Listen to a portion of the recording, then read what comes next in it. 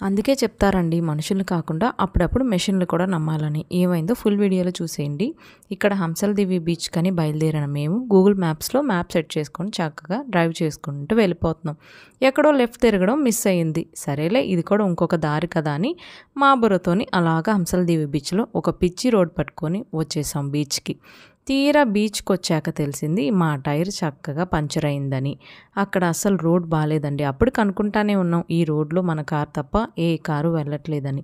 ఇంకేం చేస్తాం, అంత దూరం వెళ్ళి హ్యాపీగా ఎంజాయ్ చేయాలనుకున్నప్పుడు ఎంజాయ్ చేయడమే. ఇంకా కాసేపు సరదాగా బీచ్లో స్పెండ్ చేసేసి ఇంకా స్టెప్ని మార్చేసుకొని చక్కగా రిటర్న్ అయిపోయాం. సరేలే రిటర్న్ అయిపోయాం కదా, అంత ఎండ ఉంది బీచ్లో. కానీ రిటర్న్ అయ్యేసరికి మామూలు వర్షం పడలేదండి.